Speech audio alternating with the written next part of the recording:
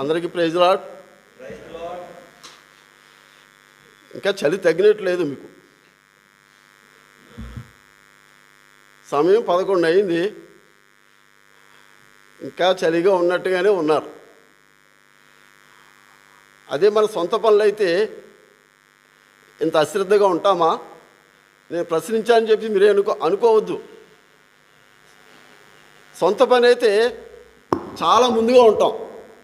ఇది దేవుని పని కదా, ఎప్పుడు వెళ్ళినా పర్వాలేదులే అని కొంచెం అశ్రద్ధ పనికిరాదు.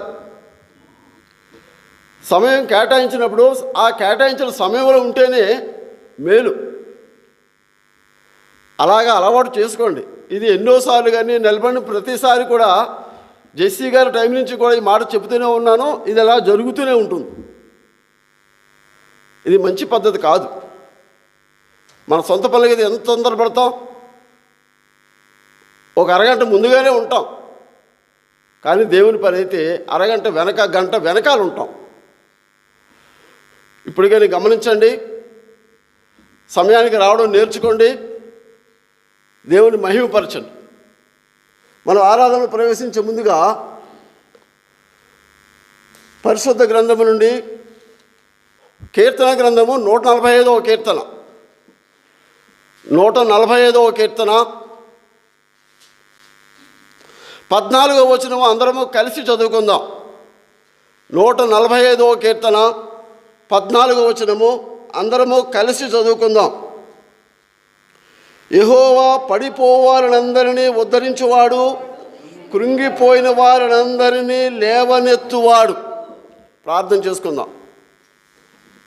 పరిశుద్ధుడైన మా తండ్రి, ప్రేమగల మా ప్రభువా, నమ్మకమైన మా దేవా, మా జీవిత దినాన్ని జ్ఞాపకం చేసుకుని మరొక ప్రభు దినాన్ని మా జీవితంలో మీరు దయచేసి పెట్టి మీ సన్నిధికి ప్రభా మమ్మల్ని నడిపించిన దాన్ని బట్టి మీకు వందనములు చెల్లిస్తూ వస్తున్నాం నాయన. ఎంతమంది అయితే సకాలానికి మీ సన్నిధికి వచ్చారో వారిని బట్టి ప్రభా మీకు వందనములు చెల్లిస్తూ వస్తున్నాం. ఇంకనూ రావాల్సిన వారిని కూడా జ్ఞాపకము చేసుకుని ప్రభా సకాలానికి ప్రభా మీ సన్నిధిలో వారు కనబడినట్లుగా సహాయం చేయమని ప్రార్థన చేస్తూ వస్తున్నాం. పాటలు పాడి మీ నామమును కీర్తించి మహిమపరచుటకు ప్రభా మీరు సహాయం చేసినందుకే మీకు వందనములు చెల్లిస్తూ వస్తున్నాం నాయన. దగ్గర తండ్రి, మిమ్మల్ని ఆరాధించాలని, మీ నామమును ఘనపరచాలని నా తండ్రి మీరు మమ్మల్ని జ్ఞాపకము చేసుకుని మా ఆయుష్కాలాన్ని పొడిగించి ప్రభా ఈ సన్నిధి మాకు ఇచ్చినందుకే మీకు వందనములు చెల్లిస్తూ వస్తున్నాను నాయన. దగ్గర దేవా దయతో జ్ఞాపకము చేసుకునండి. చదివినండి లేఖన భాగము ద్వారా ప్రభా మాతోనూ మాట్లాడండి. ఏమైతే బోధించిన ఉన్నారో ప్రభా ప్రతి మాటను ప్రభా నా తండ్రి మీరు ప్రకటించి నా తండ్రి ఆ మాటను గ్రహించుటలో కూడా వారికి తగిన జ్ఞానమునిచ్చి వివేకమునిచ్చి నడిపించమని ప్రార్థన చేస్తూ వస్తున్నాను. నిలబడుచున్న దాసులను కూడా ప్రభా మీ కృపకరహస్తాలను అప్పగించుకుంటూ వస్తున్నాను. కేవలము ఒట్టివాడను, మట్టివాడను, ఎన్నిక లేనివాడను, చేతకాని వాడను, అయోగ్యుడును ప్రభా అయినప్పటికీ మీ కృపలో నన్ను జ్ఞాపకము చేసుకుని ఈ సమయాన్ని నాకు ఇచ్చినందుకు ప్రభా మిమ్మల్ని ఆరాధించుకుంటూ ఘనపరచుకుంటూ వస్తున్నాను.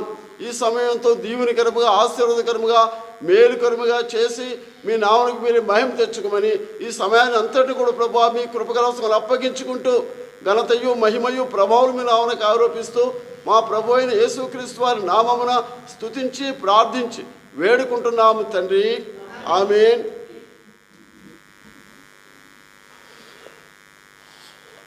మనం చదివినటువంటి లేఖన భాగము మరోసారి జ్ఞాపకం చేసుకుందాం. యెహోవా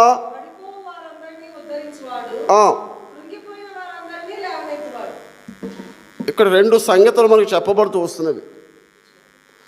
ఏమిటవి? ఉద్ధరించువాడు. అది ఎవరిని ఉద్ధరిస్తాడు? ఎవరిని లేవనెత్తుతాడు? యెహోవా. అది బాగున్నవాడికి, నిలబడిన వాడికి ఎవరు కూడా లేవనెత్తనక్కర్లేదు, ఎవరు సహాయం చేయనక్కర్లేదు, ఎవరు పట్టుకునే అవసరం లేదు. అయితే ఎవరిని లేవనెత్తాలి? ఏదో కెజేకి ఒక్కగాదిగా నోరు ఉందా? ఇంకెవరికి నోరు లేదా? మరి చెప్పాలి. నాకెందుకులే, వాడే చెప్పుకుని పోతాడులే అనుకోవద్దు. ప్రతిదీ కూడా బాధ్యతగా ఉండాలి. కాబట్టి ఎవరిని లేవనెత్తుతాడు? బ్రదర్స్ అంతా స్ట్రైక్ చేస్తున్నట్టున్నారు నా మీద. స్ట్రైక్ చేస్తున్నారా? చెప్పినా సరే ఇంకా స్ట్రైక్ చేస్తున్నారా? స్ట్రైక్ మానేయండి. చెప్పిన దానికి సమాధానం చెప్పడం నేర్చుకోండి. కాబట్టి ఎవరిని లేవనెత్తుతాడని చెప్పబడుతూ వస్తుంది? పడిపోవు వారిని అందరినీ. పడిపోవడం అంటే ఏమిటి? పడిపోవడం అంటే ఏమిటి? నిలబడి ఉంటే నిలబడి ఉన్నామని చెప్తాం, నిలబడి లేకపోతే పడిపోవడమే. కాబట్టి పడిపోవు వారిని అందరినీ కూడా ఎవడు? ఉద్ధరించేవాడు. ఉద్ధరించడం అంటే ఏమిటి? చదువుకోలేదు మీరు? అర్థాలు తెలియదా?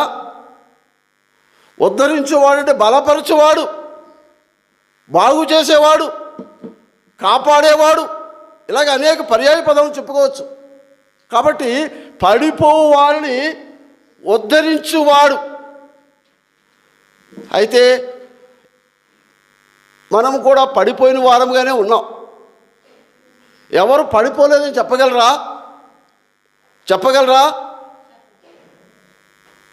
అందరం పడిపోయిన వారమే. మీరని కాదు, నేనని కాదు, ప్రతి వారు కూడా పడిపోయిన వారమే. పడిపోయిన వారు పడిపోయినట్టుగా ఉంటే ఏం ప్రయోజనం? పడిపోయిన వాడు లేవాలి కదా. కాబట్టి ప్రభువైన యేసుక్రీస్తు వారు చెప్తున్నాడు, పడిపోవు వారిని ఉద్ధరించువాడు, బాగు చేసేవాడు, లేవనెత్తేవాడు.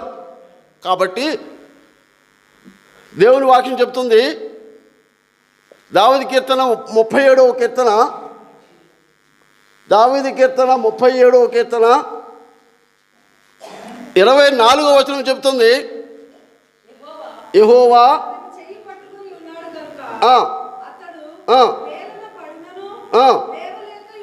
అది ఎప్పుడైతే మనం పడిపోతామో, పడిపోయిన వారు లేవడం కష్టం.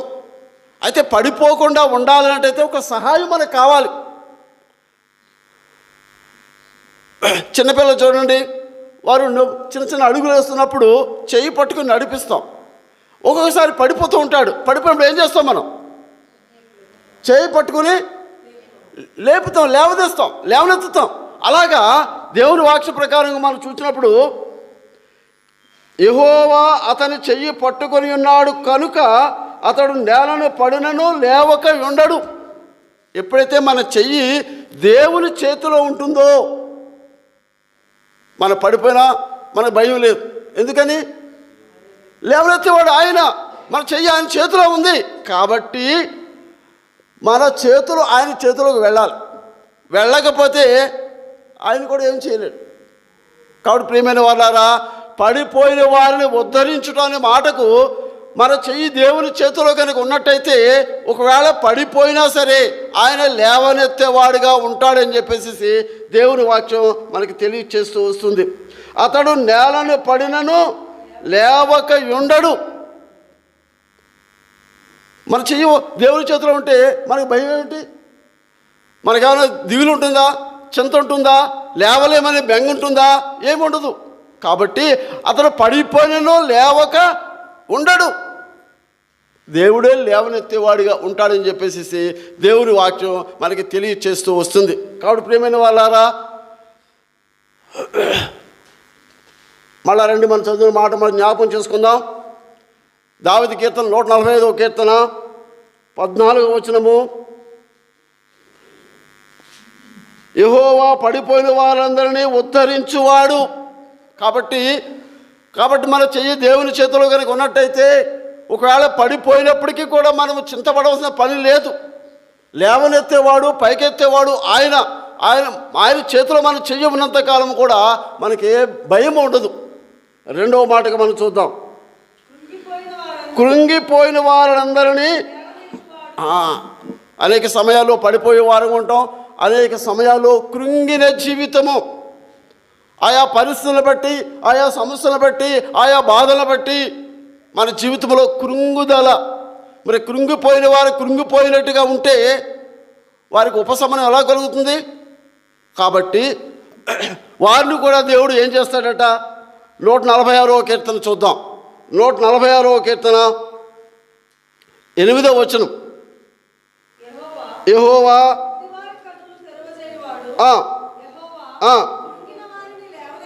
అది గుడ్డి వారు చూడలేని వారికి కన్నులు తెరువు చేస్తాడట, కృంగిన వారిని లేవనెత్తుతాడట. ఎంత ఆధిక్యత! చాలు. కాబట్టి గుడ్డివారిగా ఉన్న వారి కన్నులు తెరివి చేయబడాలన్నట్టయితే, కృంగిన వారు లేవనెత్తబడాలన్నట్టయితే మనం దేవుని చేతిలో ఉండాలి. రండి, మార్కు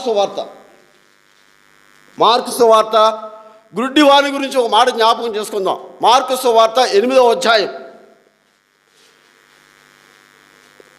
మార్కు సువార్త 8వ అధ్యాయము 22వ వచనం.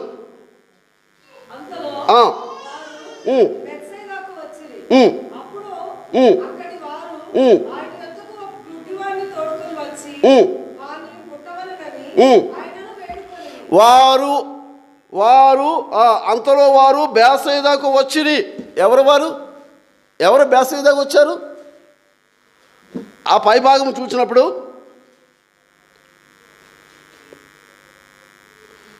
21వ వచనం చూసినప్పుడు చదవండి అమ్మా.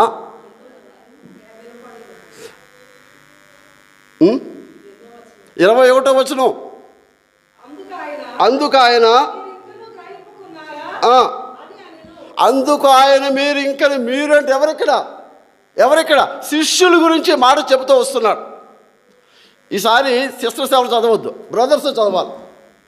బ్రదర్స్ చాలామంది మౌనంగా ఉంటున్నారు. మరి వాళ్ళు భయపడుతున్నారో, చేత కదనుకుంటున్నారో, ఎందుకు ఉంటున్నారో, ఎంతకాలం ఇలా మౌనంగా ఉంటారు మీరు?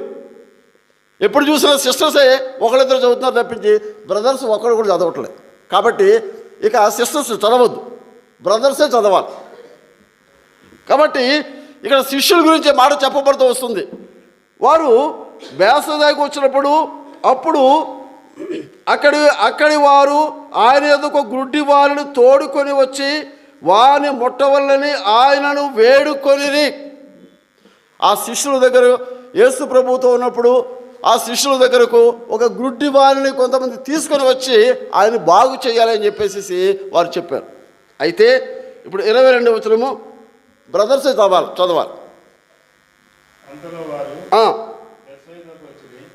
22వ వచనం 23వ వచనం చదవండి.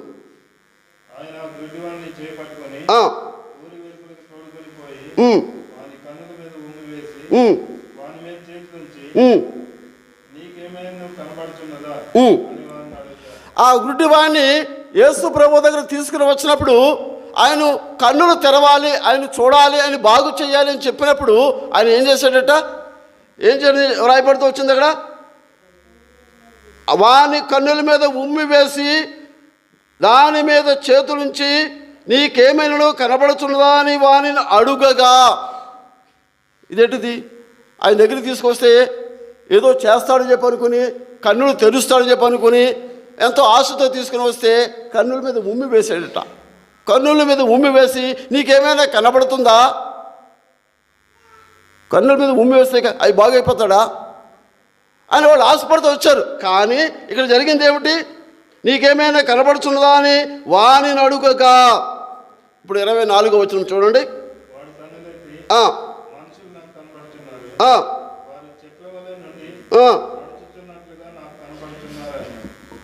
అంతకుముందు కనబడిందా? గుడ్డివాడిగా ఉన్నాడు, కృంగిని తలలో ఉన్నాడు. ఎప్పుడైతే ఉమ్మి వేసి వాడు చేయి పట్టుకున్నాడో వాడికి కనబడుతూ వస్తుంది, వాడు చూపు వచ్చింది. నీకేమైనా కనబడుతున్నదా అంటే మనుషులు చెట్ల వలె మనుషులు కనబడుతున్నారని చెప్పేసి ఆ గుడ్డివాడు చెప్పగలిగినాడు. అంటే వాళ్ళ మార్పు వచ్చిందనమాట, వాళ్ళ చూపు వచ్చిందనమాట. కాబట్టి ప్రియమైన వాళ్ళారా, గుడ్డివారు కన్నులు తెరివి చేయబడును, కృంగిన వారిని లేవనెత్తును చెప్పే మాట కృంగుదల్లో ఉన్నట్టు ఈ గుడ్డివాడైనటువంటి వాడిని ఆ ఉమ్మి వేసి బాగు చేసినట్టుగా దేవుని వాక్యం చెబుతూ వస్తుంది. వారు చెట్ల వలె నుండి నడుచుతున్నట్లుగా నాకు కనబడుతున్నదని అనెను. చూసారు ప్రియమైన వాళ్ళారా, కృంగిపోయిన జీవితంలో దేవుని చూడలేని, మరి చూపు లేని స్థితిలో ఉన్నటువంటి మనిషి ఇప్పుడు చూడగలుగుతున్నాడు. ఇప్పుడు 25వ వచనం చూద్దాం.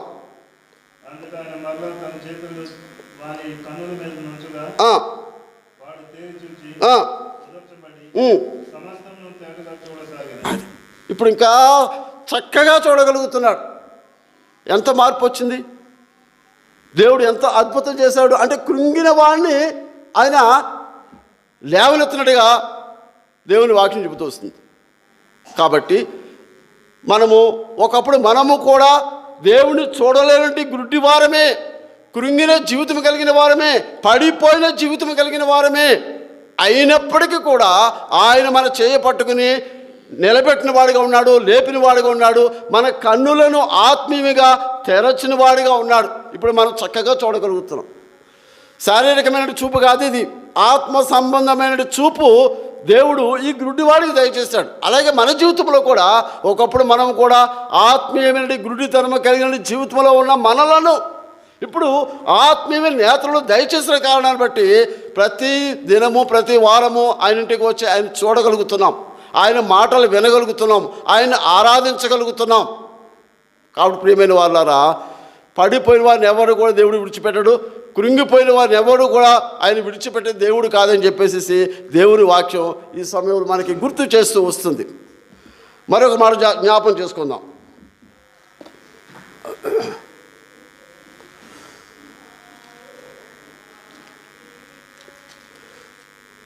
జకర్యా గ్రంథము 3వ అధ్యాయం. జకర్యా గ్రంథము 3వ అధ్యాయము. ఇక్కడ కొన్ని మాటలు జ్ఞాపకం చేసుకుందాం. మొదటి వచనం నుంచి జ్ఞాపకం చేసుకుందాం. చదవండి మొదటి వచనము.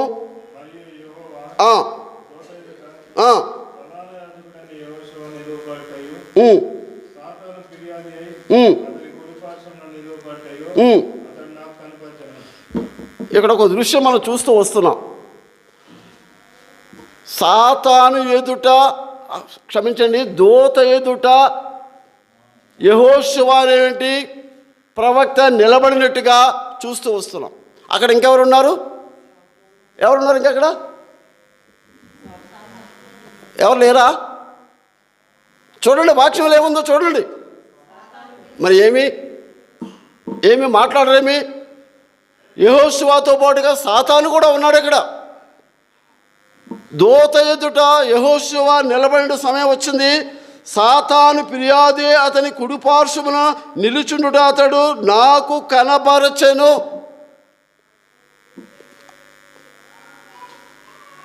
రెండవ వచనం చూడండి. సాతాను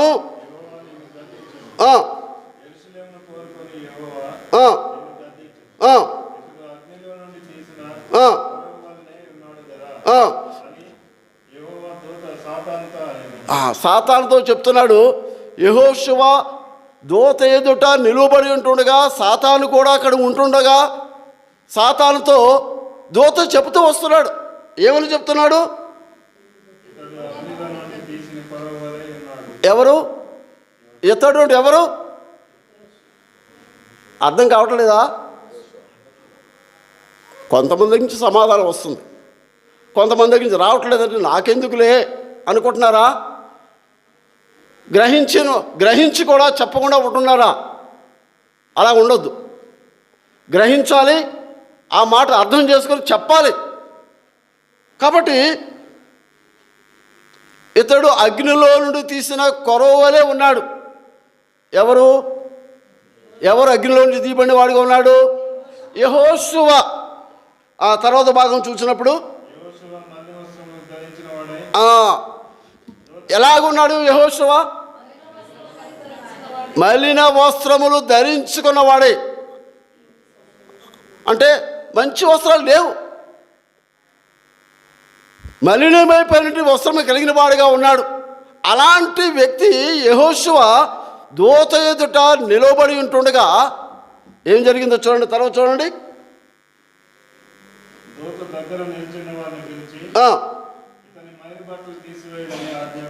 అది ఎప్పుడైతే మలిన వస్త్రముతో దేవదూత ఎదుట నిలువబడిన యెహోషువను చూసినప్పుడు ఒక వ్యక్తిని పిలిచి ఆయనకున్న మలిన వస్త్రము తీసివేయండి. ఇప్పుడు మనం గమనించాలి, యెహోషువ స్థానంలో మనం పెట్టుకోవాలి. ఆయన మలిన వస్త్రము ధరించుకోవాలని చెప్పి అక్కడ చెప్పబడుతూ వస్తుంది. ఆయన స్థానంలో నుండి మనము కూడా ఒకప్పుడు మలిన వస్త్రము ధరించుకున్న వారమే. అయితే ఆ దూత ఏం చెప్పింది? నేను నీ దోషమును పరిహరించి ప్రశస్తమైన వస్త్రముతో నిన్ను అలంకరించున్నాను. అది మలిన వస్త్రం తీసివేసి ప్రశస్త వస్త్రమును అలంకరించున్నాను. ప్రశస్తమైన వస్త్రము అలంకరించబడాలంటే మలిన వస్త్రం తీసివేయబడాలి. కాబట్టి ఆ యెహోషువ కలిగి ఉన్న మలిన వస్త్రాన్ని ఆ దూత చెప్పిన ప్రకారముగా ఉన్న వ్యక్తి అక్కడ ఆ మలిన వస్త్రాన్ని తీసివేసి ప్రశస్తమైన వస్త్రాన్ని, విలువైన వస్త్రాన్ని అలంకరించాడు, అంటే తొడిగించాడు.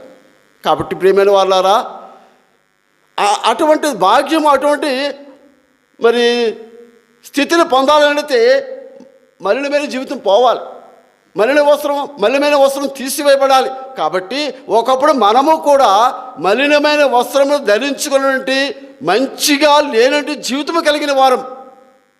ఎప్పుడైతే యెహోషువకు మలిన వస్త్రం తీసివేసి ప్రశస్తమైన వస్త్రము అలంకరించబడిందో మన జీవితంలో కూడా అలాగా ఉండాలని చెప్పేసి దేవుడు కోరుతూ వస్తున్నాడు.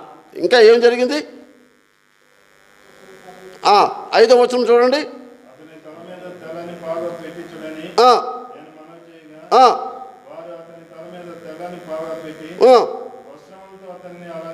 అబ్బా, ఇప్పుడు జీవితమే మారిపోయింది, మలినమంతా పోయింది. ఇప్పుడు ప్రశస్తమైన వస్త్రము ధరించడం ద్వారా ప్రశస్తమైన జీవితము, అంతేకాదు తల మీద తెల్లని పాగా, ఒక మంచి కిరీటం వచ్చింది ఇప్పుడు. కాబట్టి ప్రియమైన వాళ్ళారా, మన మలినమైన జీవితం పోతేనే కానీ ఇంత ప్రశస్తమైన జీవితంలోనికి మనం రాలేం. కాబట్టి పడిపోయిన వారు పడిపోడుగా ఉండడమే కాదు, కృంగిన వారు కృంగినట్టుగా ఉండడమే కాదు, ఆ జీవితం అంతా కూడా పోవాలి.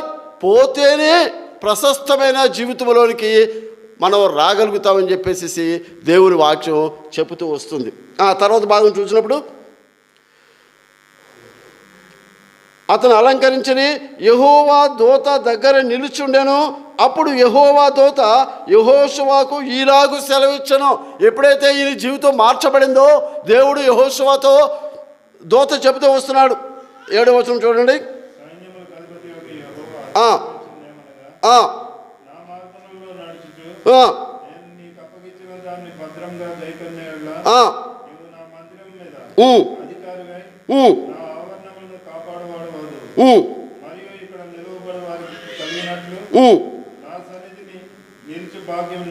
అది ఎప్పుడైతే యెహోషువ జీవితం మారిపోయిందో ఒక గొప్ప అధికారిగా చేయబడడానికి అర్హత పొందిన వాడిగా ఉన్నాడు. జీవితం మారినంతసేపు కూడా, ఆ మలినము పోనంతసేపు కూడా అటువంటి ఆధిక్యతలోనికి నడిపించాడు. సైన్యములకు అధిపతిగా యెహోవా సెలవిచ్చినది ఏమనగా, నా మార్గములందు నేను నా మార్గమును నడుచుచు నేను నీకు అప్పగించిన దాన్ని ఏం చేయాలట? మార్చబడి జీవితం తర్వాత ఏం చేయాలట? ఆయన మార్గములో నడవాలి. అలా నడవగలిగితేనే ఆయన యొక్క మందిరం మీద అధికారిగా చేస్తానంటున్నాడు. కాబట్టి ప్రియమైన వాళ్ళారా, మొదటగా మన జీవితం మార్చబడాలి, మలినమైన జీవితం మార్చబడాలి. మార్చబడినప్పుడే మనము దేవుని యొక్క సన్నిధిలో దేవునికి తగినట్టుగా మనం నడుచుకునే వారముగా ఉంటామని చెప్పేసి మనకి మాట గుర్తు చేస్తూ వస్తుంది. కాబట్టి యెహోషువకి ఎలాగైతే ఆ మలిన వస్త్రం తీసివేయబడిందో మన జీవితంలో కూడా మలిన వస్త్రం తీసివేయబడిన వారముగా ఉండాలని చెప్పేసి దేవుని వాక్యం గుర్తు చేస్తూ వస్తుంది. అయితే ఈ మలిన వస్త్రం తీసివేయబడాలన్నట్టయితే రండి 9వ అధ్యాయం, జకర్యా గ్రంథము 9వ అధ్యాయం 9వ వచనం. సియోను నివాసులారా బహుగా సంతోషించుడి. ఆ, ఆ,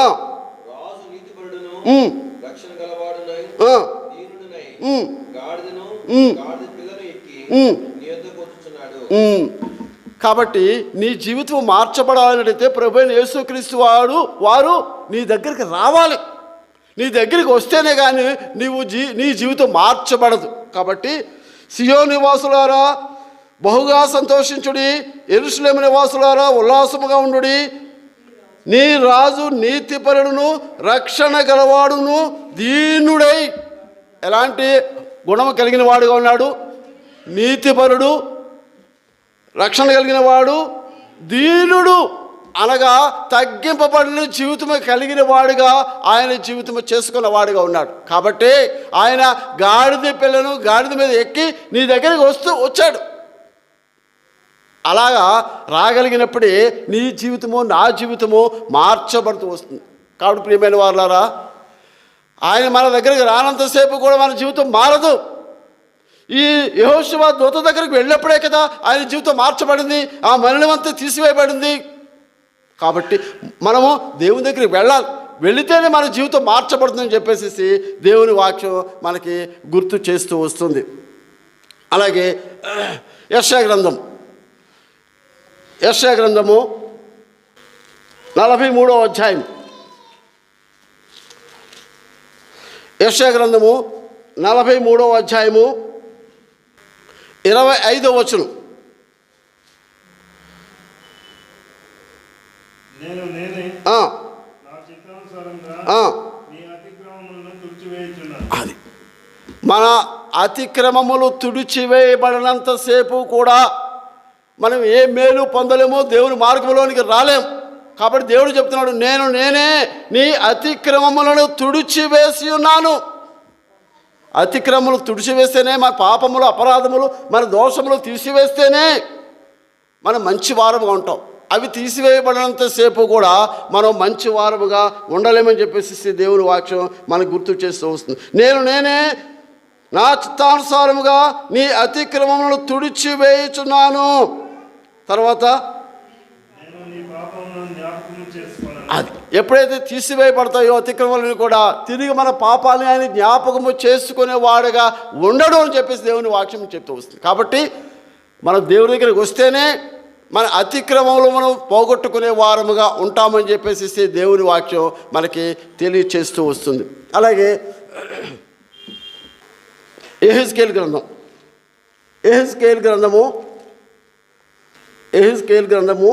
36వ అధ్యాయం. యెహెజ్కేలు గ్రంథము 36వ అధ్యాయం 25వ వచనం.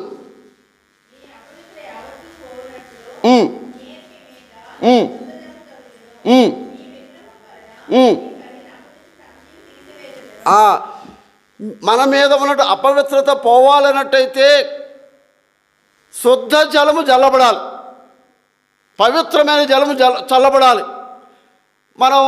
మనంతటా మనం ఏమీ కూడా తీసివేసుకోలేము.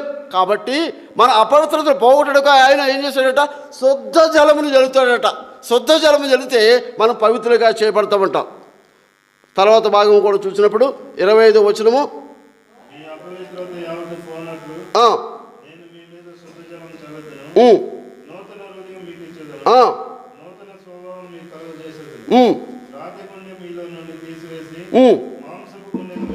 అది నూతనమైన జీవితం పొందాలన్నట్టయితే శుద్ధ జలము మన మీద చల్లబడాలి.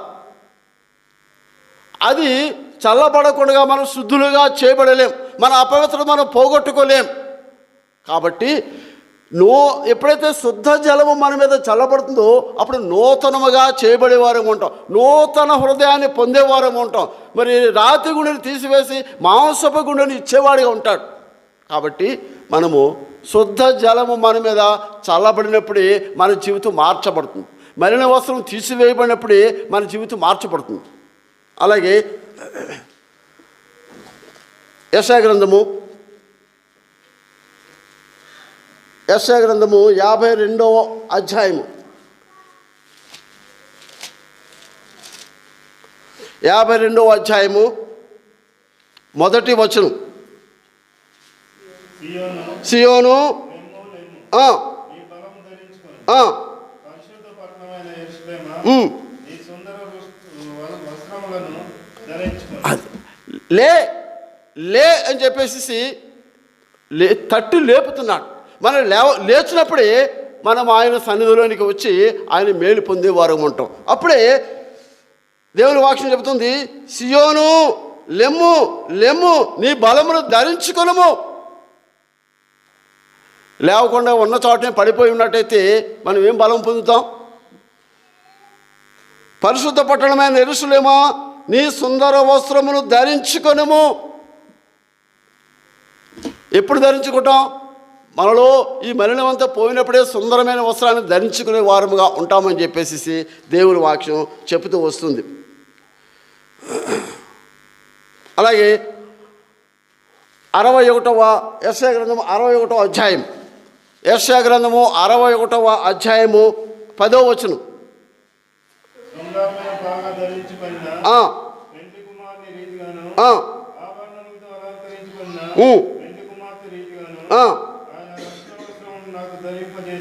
అది ఎప్పుడైతే మనం మలినమైన జీవితం పోగొట్టుపడుతుందో శృంగారమైన జీవితంలోనికి, ప్రశస్తమైన జీవితంలోనికి దేవుడు మనల్ని నడిపించేవాడిగా ఉంటాడు. శృంగారమైన బాగా ధరించుకున్న పెండ్లి కుమారుని రీతిగాను పాత జీవితం అంతా పోతుందో, నూతనత్వం పొందుతామో, అపవిత్రత కూడా తీసివేయబడుతుందో, శృంగారమైన జీవితం అనేది కలిగిన వాడు పెండ్లి కుమారుడు ఏ రీతిగా అయితే అలంకరింపబడిన వాడిగా ఉంటాడో అలాంటి అనుభవంలోనికి దేవుడు మనల్ని నడిపించేవాడిగా ఉంటాడని చెప్పేసి దేవుని వాక్యం మనకు గుర్తు చేస్తూ వస్తుంది. ఆభరణములతో అలంకరించగలిగిన పెండ్లి కుమార్తెగాను ఆయన రక్షణ వస్త్రమును నాకు ధరింపచేసి ఉన్నాడు. ఈ మాట చెప్పగలమా? మనము చెప్పగలమా?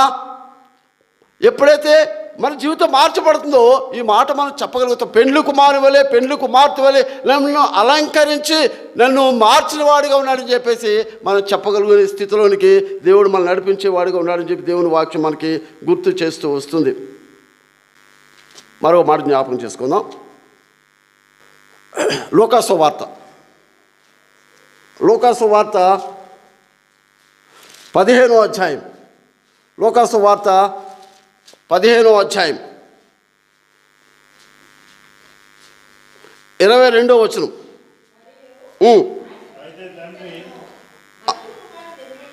అమ్మా 15:22.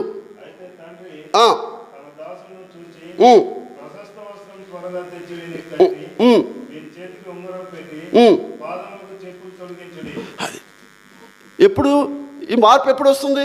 ప్రశస్తమైన వస్త్రం ఎప్పుడు వస్తుంది? జీవితం మార్చబడినప్పుడు. ఈ జీవితము ఇతనికి ప్రశస్తమైన వస్త్రము తొడిగించక మునుపు ఇతని జీవితం ఎలా ఉంది?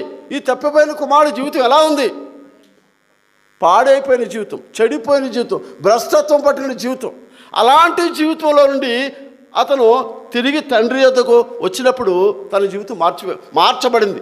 ప్రశస్తమైన వస్త్రం, అంతవరకు మురికి బట్టలు, చిరిగిపోయిన బట్టలు, అసహ్యమైన స్థితిలో, చూడడానికి ఇష్టపడలేని స్థితిలో ఉన్న జీవితం. ఒకప్పుడు మన జీవితం కూడా అంతే. ఎందుకు పనికిరాని జీవితం కలిగిన వారు మనం. అయితే ఈ తప్పిపోయిన కుమారుడు ఏ రీతికైతే అలంకరింపబడ్డాడో మన జీవితం మార్చబడిన తర్వాత మన దేవుడు మనల్ని కూడా అంత గొప్పవానిగా అలంకరించిన వాడిగా ప్రశస్తమైన వస్త్రమును, ఉంగరమును, కాళ్ళకు జోళ్ళును తొడిగించిన వాడిగా ఉంటూ వస్తున్నాడు. కాబట్టి ప్రియమైన వాళ్ళారా, మన జీవితం మార్చబడినంతసేపు కూడా ఇటువంటి సారూప్యంలోనికి మనం రాలేమని చెప్పేసి మనం గమనించాలని చెప్పేసి దేవుని వాక్యం మనకి గుర్తు చేస్తూ వస్తుంది. అలాగే యోబు గ్రంథము 29వ అధ్యాయం. యోబు గ్రంథము 29వ అధ్యాయం 14వ వచనం. 29:14.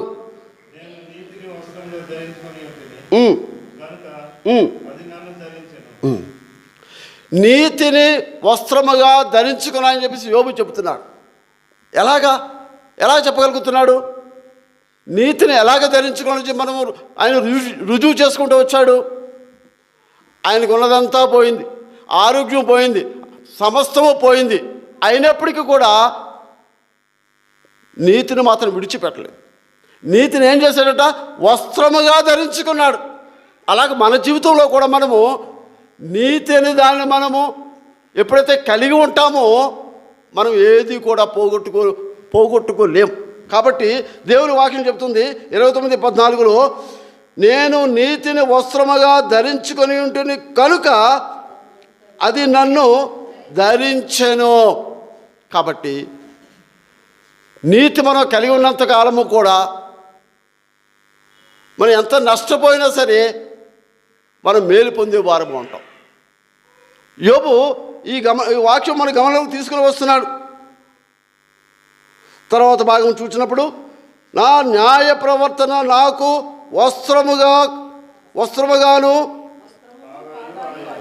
వస్త్రమును పాగాయు ఆయను.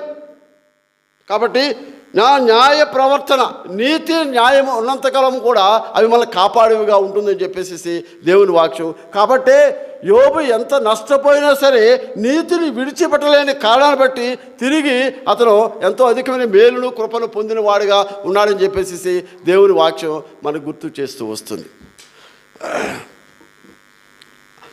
మరో మాట జ్ఞాపం చేసుకుందాం.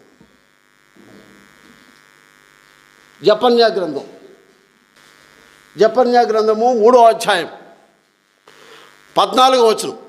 జపన్యా 3:14,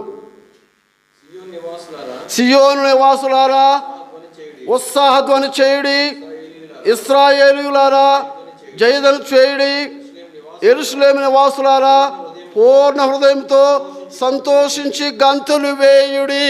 ఎప్పుడు జరుగుతుంది ఇది? ఈ సంతోషము, ఈ గంతులు వేసేది ఎప్పుడు జరుగుతుంది? మన జీవితం మార్చబడినప్పుడు, మనము నూతనత్వం పొందినప్పుడు. కాబట్టి ఇప్పుడు మనము పాతవారము కాము, నూతనం పొందిన వారముగా ఉన్నాం. మలిన వస్త్రం తీసివేయబడింది, పడిపోయిన జీవితం పోయింది, కృంగిన జీవితం పోయింది. కాబట్టి యెరూషలేములో మనం చేరి గంతులు వేసే వారముగా ఉండాలని చెప్పేసి దేవుని వాక్యం మనకి గుర్తు చేస్తూ వస్తుంది. సియోను నివాసులారా ఉత్సాహధ్వని చేయుడి, ఇశ్రాయేలీయులారా జయధ్వని చేయుడి, యెరూషలేము నివాసులారా పూర్ణ హృదయంతో సంతోషించి గంతులు వేయుడి. మనకి ఏదైనా మేలు జరిగినప్పుడు ఎంత సంతోషంగా ఉంటాం, ఎంతో ఉత్సాహంగా ఉంటాం. ఇప్పుడు మన జీవితంలో మేలు ఉందా? మేలు జరిగిందా లేదా? ఇంకా మనం గుడ్డి వారంగానే ఉన్నామా? పడిపోయిన వారంగా ఉన్నామా? కృంగిపోయిన వారంగా ఉన్నామా? ఎలా ఉన్నాం మనం? కాబట్టి ప్రియమైన వారులారా, మనం పరిశీలన చేసుకుందాం, మన జీవితం మనం చూసుకుందాం.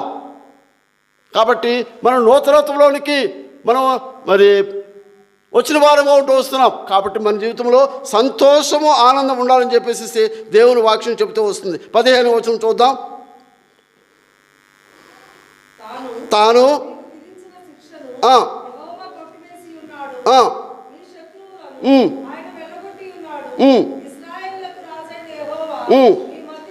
అది దేవుడు మన మధ్య ఉన్నాడు. కాబట్టి మనకు వచ్చిన శిక్ష అంతా కూడా మనకు కొట్టివేయబడింది, మన జీవితం మార్చబడింది. దేవుడు మన మధ్యలో ఉన్నాడు కాబట్టి మనం గొప్పవారుగా చేసిన వారుగా ఉన్నాడు.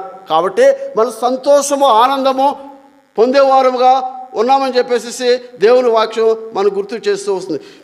యెహోవా మీ మధ్య ఉన్నాడు కనుక ఇక మీదట మీకు అపాయము సంభవించదు.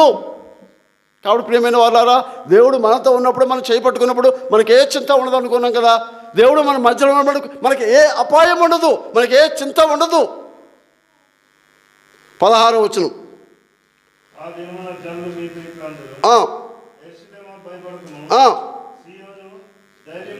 అది ఇక మనం భయపడవలసిన పని లేదు. ధైర్యముగా మనము దేవుని ప్రేమించి దేవుని సంతోషపెట్టే వారముగా ఉండవలసిన వారముగా ఉన్నాము తప్పించి మనం భయపడవలసిన పని లేదు.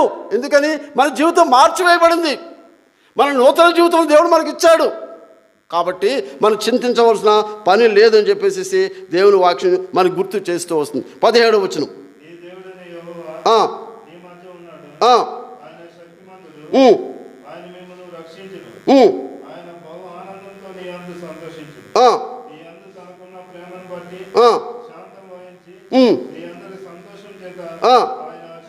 అది కాబట్టి దేవుడు మన మధ్య ఉంటుండగా మనకి ఏ దిగులు ఉండదు, ఏ చింత ఉండదు, ఏ బాధ ఉండదు, ఏ దుఃఖం ఉండదు. నిత్యము సంతోషించే వారముగా ఉంటామని చెప్పేసి దేవుని వాక్యం మనకు గుర్తు చేస్తూ వస్తుంది. 18వ వచనం,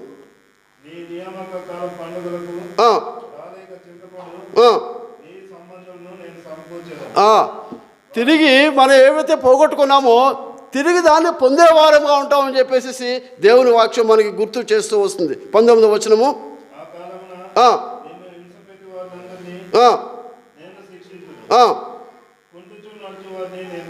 అది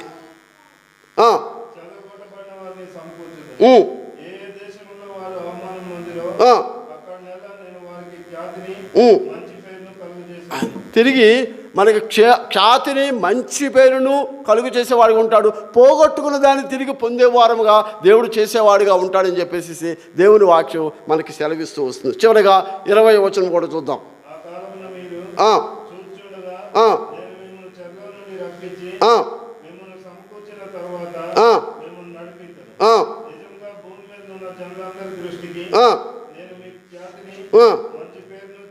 అది ఎంత గొప్ప ఆధిక్యత! మంచి పేరుని తెప్పిస్తాడట, ఖ్యాతిని ఇస్తాడట. తర్వాత నిజముగా భూమి మీద ఉన్న జనులందరి దృష్టికి నేను మీకు ఖ్యాతిని మంచి పేరును తెప్పించును. ఎంత ఆధిక్యతలోనికి దేవుడు తీసుకుని వస్తున్నాడు! ఎటువంటి జీవితంలోనికి దేవుడు మనం మార్చిన వాడిగా ఉంటూ వస్తున్నాడో దేవుని వాక్యం మనకి గుర్తు చేస్తూ వస్తుంది. చివరిగా ప్రకటన గ్రంథము 19వ అధ్యాయం. ప్రకటన గ్రంథము 19వ అధ్యాయము. ప్రకటన 19వ అధ్యాయము 8వ వచనం.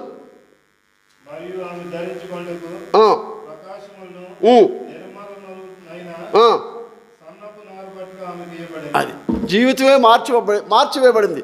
ప్రశస్తమైన వస్త్రములు, సన్ననార బట్టలు ధరింప చేసుకునే స్థితిలోనికి దేవుడు మనం తీసుకుని వచ్చిన వాడిగా ఉంటూ వస్తున్నాడు. కాబట్టి మనం సంతోషముగా ఆనందముగా దేవుని సన్నిధిలో ఉండి ఆయన్ని ఆరాధించవలసిన వారముగా ఉంటూ వస్తున్నాం. కాబట్టి ప్రియమైన వాళ్ళారా, పడిపోయిన జీవితం నుండి, కృంగిన జీవితం నుండి, మరి గురుడితనం నుండి దేవుడు మనల్ని మార్చిన వాడిగా ఉంటూ వస్తున్నాడు. అనేకమైన మేళ్లతో, ఉపకారములతో దేవుడు మనల్ని మార్చిన వాడిగా ఉంటూ వస్తున్నాడు. అంతేకాదు మన జీవితంతో కూడా మార్చివేసి నూతనత్వంలోనికి దేవుడు నడిపించిన వాడిగా ఉంటూ వస్తున్నాడు. అంతేకాదు దేవుని ఇంటి మీద అధికారులుగా మనం చేసేవాడిగా ఉంటూ వస్తున్నాడు. ఎంత ఆధిక్యత! మంచి పేరు, ఖ్యాతిని మనకి ఇచ్చేవాడిగా ఉంటూ వస్తున్నాడు. ఎలాంటి జీవితంలోంచి ఎలాంటి స్థితిలోనికి దేవుడు మనల్ని మార్చివేశాడో దేవుని వాక్యం ద్వారా మనకి తెలియచేయబడుతూ వస్తుంది. కాబట్టి ప్రియమైన వాళ్ళారా, మన జీవితంలో మనం పొందిన మేళ్లను జ్ఞాపకం చేసుకొని, దేవుడిని పొందిన ఉపకారం జ్ఞాపకం చేసుకొని ఈ సమయంలో దేవుని వైపు చూద్దాం. సంతోషముతో, ఆనందంతో దేవుని ఆరాధించే వారుగా దేవుడు మనల్ని సిద్ధపరిచి నడిపించునుగాక. మనం లేచి నిలబడి పాట సంఖ్య 62 పాట పాడుకుందామండి.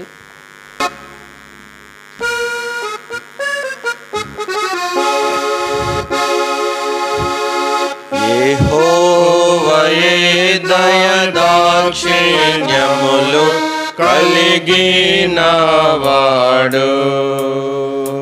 దీర్ఘశాంతము కృపాతిశయము కలిగినవాడు. యెహోవా అందరికీ మహోపకారుండు, ఆయన కనికరమాయన పనులపైనున్నది. ఆయన కనికరమాయన పనులపైనున్నది. కృతజ్ఞతాస్తుతులు చెల్లించుచున్నవి నీ క్రియలు.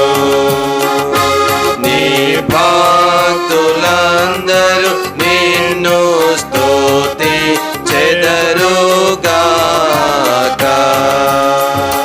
యెహోవా అందరికీ మహోపకారుండు, ఆయన కనికరమాయన